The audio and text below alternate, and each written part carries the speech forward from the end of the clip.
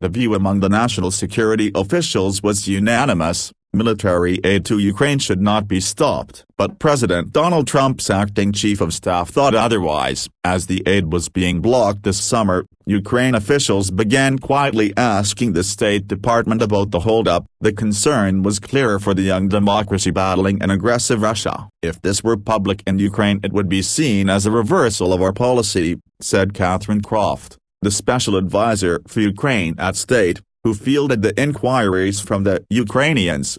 This would be a really big deal, she testified. It would be a really big deal in Ukraine, and an expression of declining U.S. support for Ukraine. Croft's remarks were among the transcripts released Monday from the House impeachment inquiry of President Donald Trump, and they begin to chisel away at a key Republican defense of Trump. Allies of the president say Trump did nothing wrong because the Ukrainians never knew the aid was being delayed. Eventually, the White House released its hold and the funds were sent to the ally. The impeachment inquiry is looking at whether Trump violated his oath of office by holding back the congressionally approved funds while he asked the new Ukraine President Volodymyr Zelensky for a favor: to investigate political rival Joe Biden's family and the 2016 U.S. presidential election. Transcripts of testimony from closed-door interviews with Croft and another Ukraine specialist at State, Christopher Anderson, as well as the Defense Department's Laura Cooper,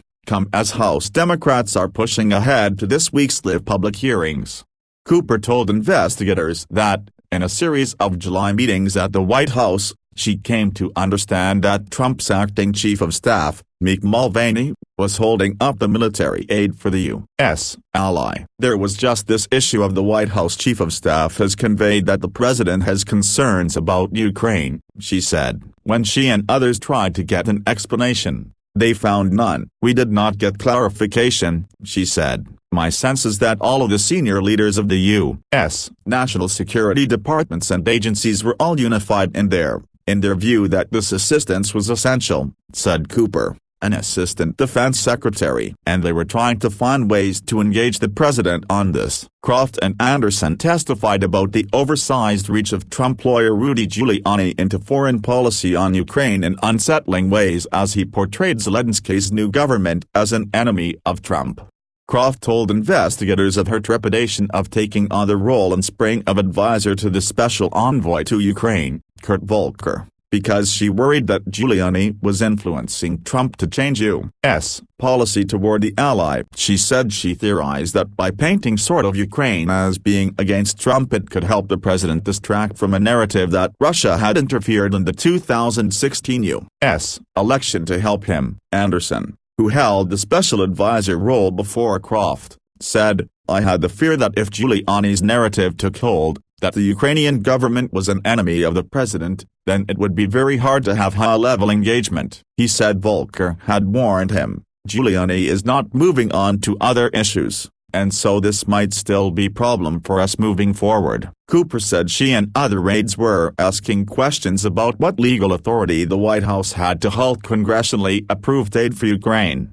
She said it was unusual to have the congressional funds suddenly halted that way. The Pentagon was concerned. Cooper told investigators that it was when Volker visited in August that he explained there was a statement that the Ukraine government could make to get the security money flowing. It was the first she had heard of what is now the quid pro quo central to the impeachment inquiry: the administration's push for the Ukraine government to investigate Trump's political rivals as the funding was being withheld. Somehow an effort that he was engaged in to see if there was a statement that the government of Ukraine would make, she said, that would somehow disavow any interference in U.S. elections and would commit to the prosecution of any individuals involved in election interference. Cooper described the Ukraine Security Assistance Initiative, saying it involved a range of items such as night vision goggles, vehicles, sniper rifles and medical equipment. Security assistance is vital to helping the Ukrainians be able to defend themselves, Cooper said. Because Ukraine and Georgia are two front-line states facing Russian aggression, the U.S. needed to shore up these countries' abilities to defend themselves. It's in our interest to deter Russian aggression elsewhere around the world, she said.